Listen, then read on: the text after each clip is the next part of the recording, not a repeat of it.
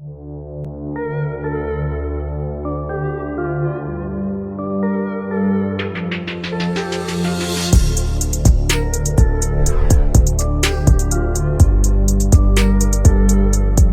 want to know more updates on Ukraine war, then click subscribe and the bell icon, and let's do this together.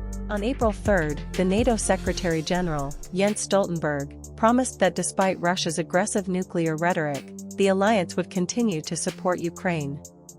Stoltenberg expressed his belief that Ukraine could ultimately become a full-fledged member of NATO and win the war. During a news conference, he assured the Kyiv Independent that NATO's stance on Ukraine's membership in the alliance remained firm. Stoltenberg emphasized that the priority was to ensure Ukraine's sovereignty and independence as a nation in Europe. He explained that NATO's support was vital for Ukraine's success and that the Allies were dedicated to helping Ukraine overcome its challenges. Although he could not provide a specific timeline, Stoltenberg stated that NATO's door remained open, and the alliance would continue to provide consistent support to Ukraine. 6 months after Ukraine's President Volodymyr Zelenskyy requested a fast-track NATO accession following Russia's annexation of 4 Ukrainian regions in September, NATO Secretary General Jens Stoltenberg commented on Ukraine's aspirations to join the alliance. He stated that while Ukraine has long wanted to join NATO, its membership prospects are low until the end of Russia's war against Ukraine. Stoltenberg noted that Ukraine needs to implement reforms to move closer to NATO, including fighting corruption and modernizing the defense sector. At the NATO Foreign Minister meeting, Stoltenberg said that member nations will discuss continuing lethal and non-lethal support for Ukraine to counter Russia's brutal war of aggression. Stoltenberg also mentioned that Finland will become a NATO member officially, and Sweden will follow in the near future, after both countries applied to join NATO a few months after Russia's full-scale invasion of Ukraine. Stoltenberg emphasized that Moscow has no say in deciding who becomes a member of NATO. The Pentagon has announced that the U.S. will send Ukraine approximately $500 million worth of ammunition and equipment, and spend over $2 billion to purchase an array of munitions, radar, and new weapons to help Kyiv counter drones. The aid, which will be taken from military stockpiles, includes ammunition for US-provided HIMARS, air defense interceptors, and artillery rounds that Ukraine is using to defend itself. It also includes at least 2 new weapons systems that are designed to counter drones, specifically the Iranian-made Shahed, which has been heavily used in attacks on Ukrainian cities. Additionally, the U.S. will send 9 30mm gun trucks and 10 mobile laser-guided rocket systems to Ukraine for the first time. The package of aid also includes anti-armor systems, small arms, heavy equipment transport vehicles, 61 fuel tankers, and maintenance support.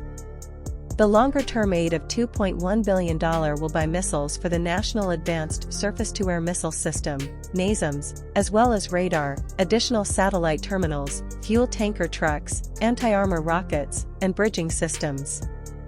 It will also fund additional training for Ukraine's forces. The aid comes as Ukraine prepares for a spring offensive against Russian forces, who have continued to bombard Ukraine with long-range missiles. The U.S. has been providing security assistance to Ukraine since Russia invaded in February 2022, and this latest package brings the total amount of U.S. security assistance to Ukraine to more than $35.1 billion. On his state visit to Poland, Ukrainian President Volodymyr Zelenskyy secured commitments of military and economic cooperation, and stated that Ukrainian troops in Bakhmut may withdraw if they face a risk of being encircled by Russian forces. During a joint news conference with Polish President Andrzej Duda, Zelenskyy emphasized the importance of defending Bakhmut to prevent Russia from forcing Ukraine to make unacceptable compromises. Both countries sought to strengthen their relationship in the face of Russia's ongoing war against Kyiv. Zelenskyy also welcomed Polish businesses to help with Ukraine's post-war rebuilding, which is estimated to cost $411 billion by the World Bank. The two countries signed a new defense package for the delivery of Polish weaponry and will set up joint manufacturing plants for weapons and ammunition. Meanwhile, Russian President Vladimir Putin claimed that the US's support for the 2014 protests in Kyiv led to Russia's intervention in Ukraine and alleged that Moscow's relations with Washington are in deep crisis. During his visit to Poland, Ukrainian President Volodymyr Zelenskyy received pledges of military and economic cooperation from his staunch ally, Polish President Andrzej Duda. Zelenskyy spoke of the danger that Kyiv's troops face in the besieged city of Bakhmut, which has been all but destroyed by 8 months of fighting, saying that they could pull out if encircled by Russian forces. Both countries sought to forge a tighter relationship in defiance of Russia's full-scale war against Kyiv, with Poland providing military support and being a leading advocate for aid to Ukraine. Zelenskyy also met with Prime Minister Mateusz Morawiecki and signed agreements on developing Ukrainian infrastructure, welcoming Polish businesses seeking to help Ukraine's post-war rebuilding. The two countries also signed a new defense package for the delivery of Polish weaponry and will set up joint manufacturing plants for weapons and ammunition. It seems that the visit of Ukrainian President Zelenskyy to Poland has been significant, both in terms of the symbolism of the visit and the issues discussed between the two leaders.